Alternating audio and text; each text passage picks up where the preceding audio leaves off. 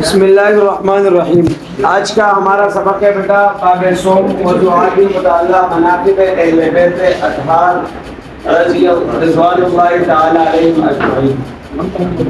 اس سے پہلے ہم نے ایک چیپٹر پڑھا تھا مناقب صحابہ کرام اور عشرہ مبشرہ۔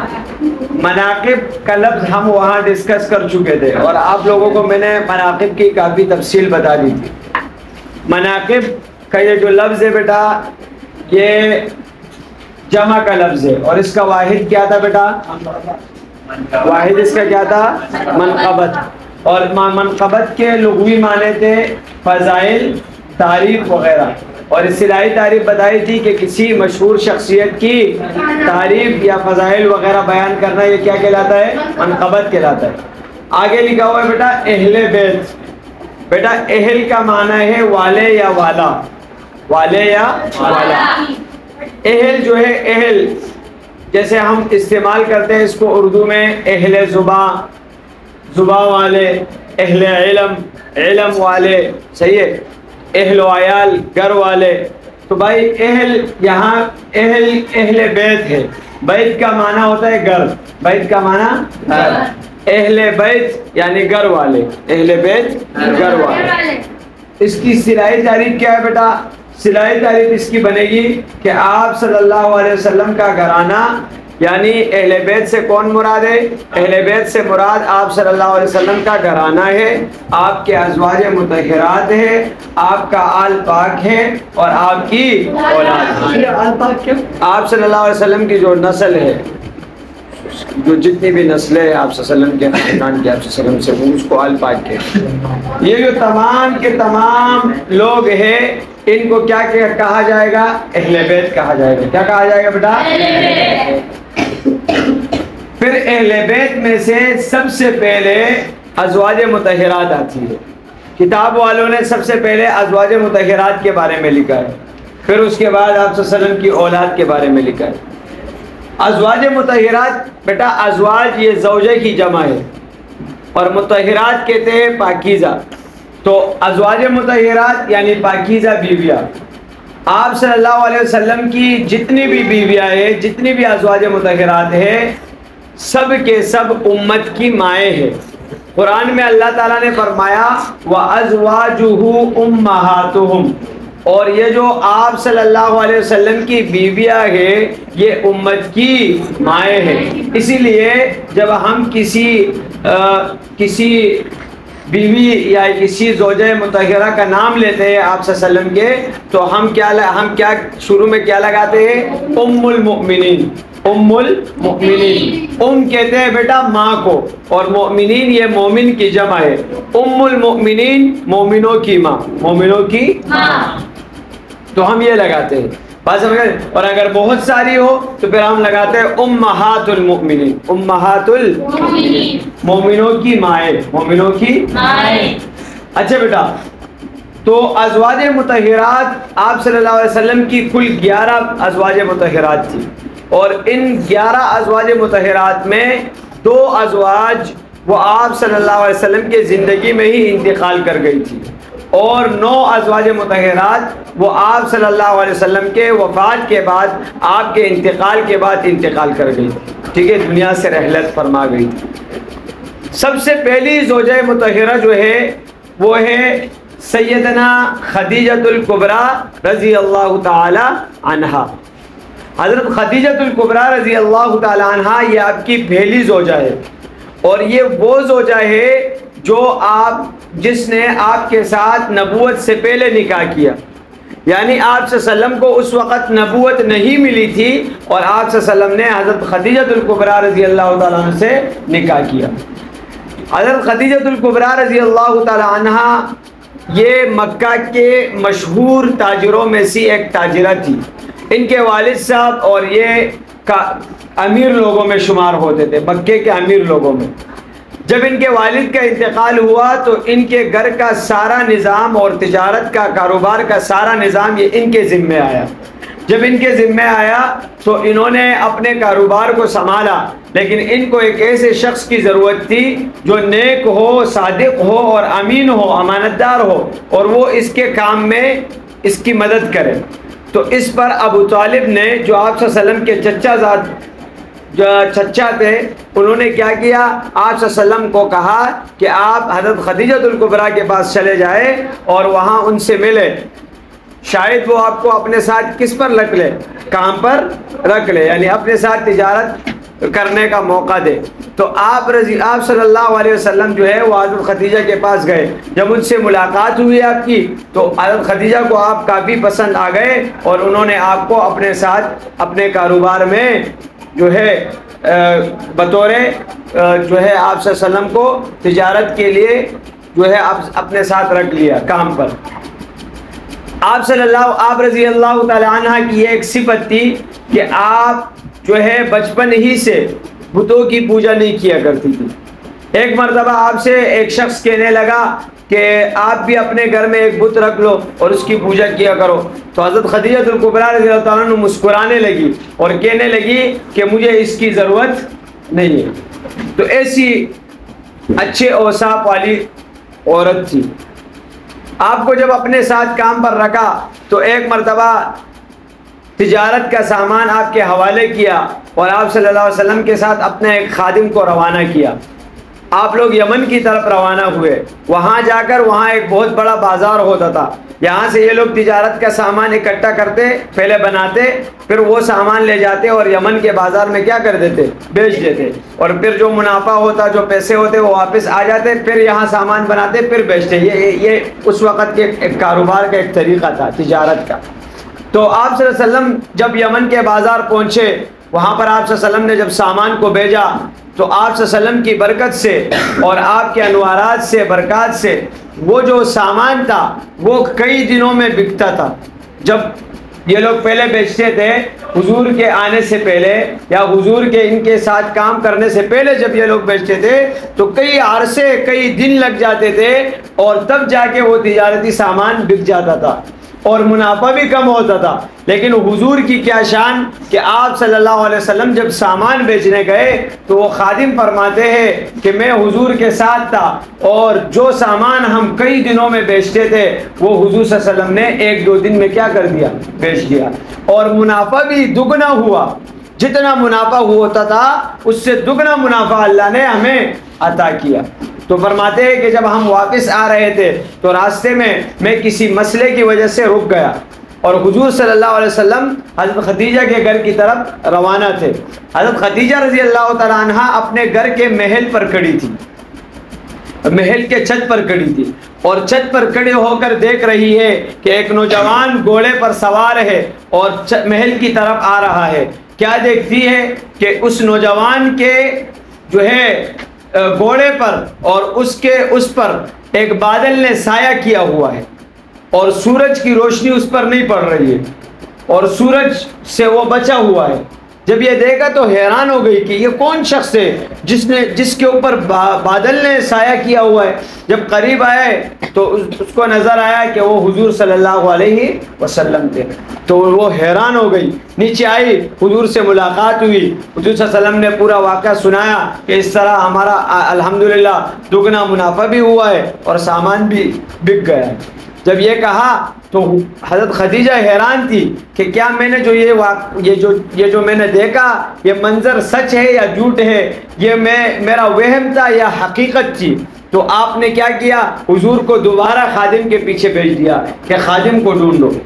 جب آپ واپس روانہ ہوئے، دوبارہ گھوڑے پر بیٹھے اور روانہ ہونے لگے تو کیا دیکھتے ہی ہے کہ حضرت خدیجہ دوبارہ اوپر محل پر چڑھی اور دیکھنے لگی۔ محل کے چھت سے دیکھا تو پھر حضور پر اس بادل نے کیا کیا ہوا تھا، سایہ کیا ہوا تھا۔ یہ حضور صلی اللہ علیہ وسلم کی کیا تھی، شان تھی۔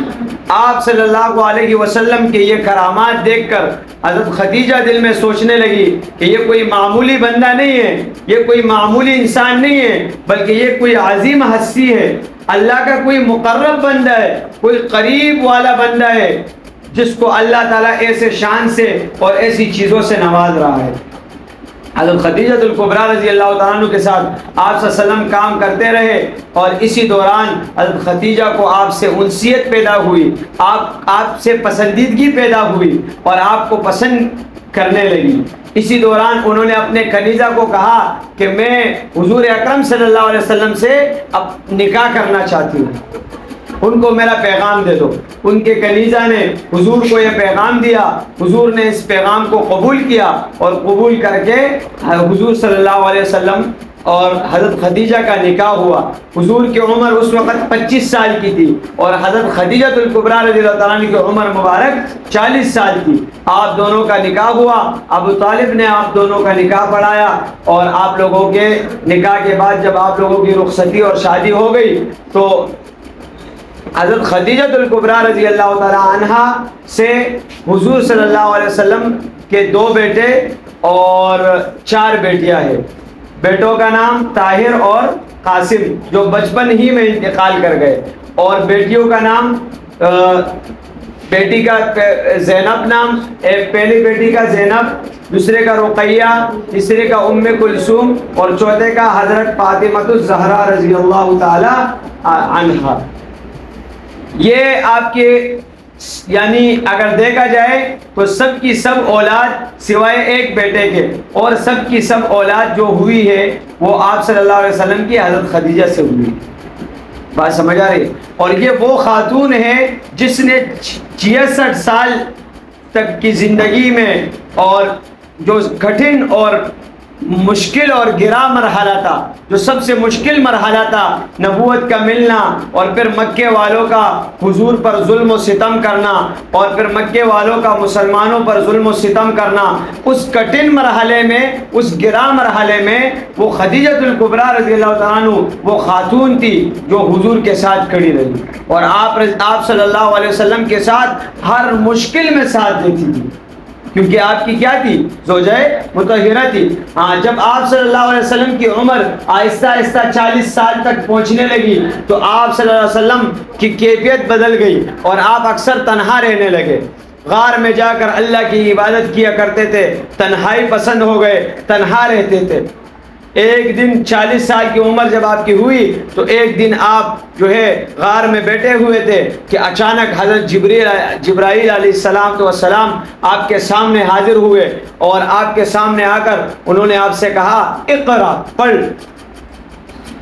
تو جبرائیل علیہ السلام نے جب یہ لفظ کہا تو حضور نے اس کے جواب میں کہا ما انا بقاری، میں لکھنا پڑھنا نہیں جانتا ہوں۔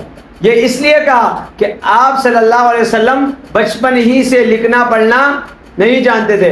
جب آپ پر وحی نازل ہوتی تو وہ وحی بھی دیگر صحابہ لکھتے، جن کو کاتب وحی کہتے ہیں، وحی کے لکھنے والے وہ صحابہ ہوتے تھے۔ آپ صلی اللہ علیہ وسلم صرف اس کو یاد کر لیتے اور خود یاد کرنے کے بعد صحابہ کو بتاتے اور صحابہ اس کو لکھ بھی لیتے اور زبانی یاد بھی کر لیتے۔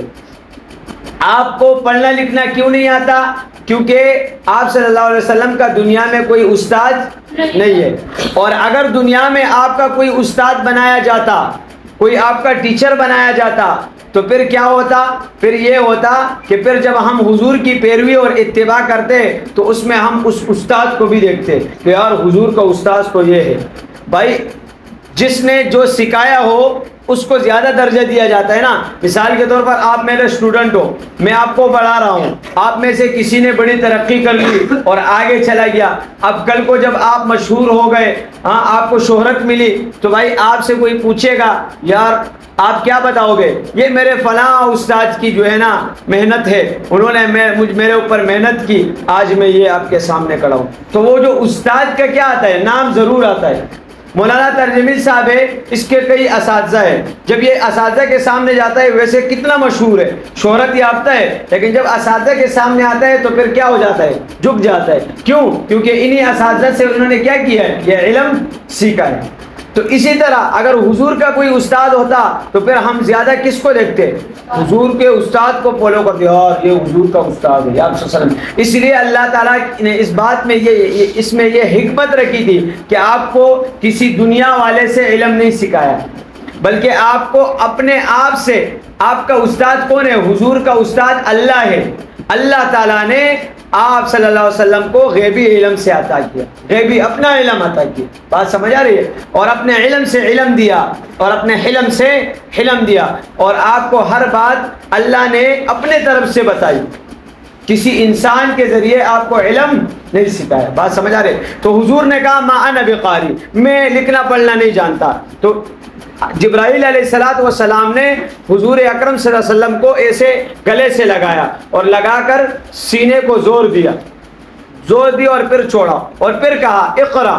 پھر حضور نے یہی جواب دیا. تیسری مرتبہ جب یہی جواب دیا تو آپ کو پھر دوبارہ اس طرح پکڑ کر جب کیا اور پھر کہا کہ اقرا بسم ربک الذی خلق، تو حضور صلی اللہ علیہ وسلم پڑھنے لگے اقرا بسم ربک الذی خلق. اور یہ کچھ آیتیں نازل ہوئی. آپ صلی اللہ علیہ وسلم جب گھر آئے تو آپ کی کیفیت چینج ہو گئی تھی اور آپ پر جو ہے نا گھبراہٹ تھی، بے چینی تھی. آپ صلی اللہ علیہ وسلم نے خدیجہ سے کہا کہ میرے اوپر کمبل ڈالو، 4-5 چادریں ڈال دو. تو حضرت خدیجہ نے پورا معاملہ پوچھا. پورا معاملہ جب بتایا تو خدیجہ کہنے لگی کہ اے اللہ کے نبی، اے رسول اللہ، اے محمد صلی اللہ علیہ وسلم، آپ کے ساتھ اللہ برا نہیں کرے گا، آپ فکر مت کرے، آپ غمگین نہ ہو، کیونکہ آپ تو وہ شخصیت ہے کہ جو یتیموں کا خیال رکھتے ہیں، مسکینوں کا خیال رکھتے ہیں، لوگوں کے کام آتے ہیں، لوگوں کے مدد کرتے ہیں اور صادق اور امین ہے. آپ نے تو کسی کو کوئی تکلیف بھی نہیں پہنچائی، تو آپ کے ساتھ اللہ برا نہیں کرے گا. یہ کہا اور ان کو تسلی دی اور پھر ان کو اپنے چچا زاد بھائی جو بہت بڑے راہب تھے ان کے پاس لے کے گئے، عیسائی مذہب کا. ان کو جب یہ وہ سارے واقعات، ساری باتیں بتائی تو انہوں نے کہا کہ یہ اس دور کے کیا ہے؟ پیغمبر ہے. یہ نشانیاں اس دور میں ایک پیغمبر کا نزول ہوگا، ایک پیغمبر پیدا ہوگا. یہ اس دور میں اس پیغمبر کی کیا ہے؟ نشانیاں ہے. تو نشانیاں تم لوگ مجھے بتا رہے ہو، لہٰذا یہ اس دور کا کیا ہے؟ پیغمبر ہے. اور آپ صلی اللہ علیہ وسلم کو نبوت سے نوازا گیا. آپ صلی اللہ علیہ وسلم نے نبوت کے بعد سب سے پہلے خدیجۃ الکبریٰ آپ پر ایمان لائی، پھر صدیق اکبر ایمان لائے اور اس طرح کرتے کرتے پھر ایک جماعت بن گئی. اور حضرت خدیجہ نے آپ کا خوب ساتھ دیا اور خوب آپ کی جو ہے نا خاطرداری کی اور آپ کا ساتھ دیا. آپ 66 سال کی عمر میں حضرت خدیجہ کا انتقال ہوا اور جب آپ کا انتقال ہوا تو حضور صلی اللہ علیہ وسلم اکثر آپ کو یاد کیا کرتے تھے اور اکثر غمگین رہا کرتے تھے.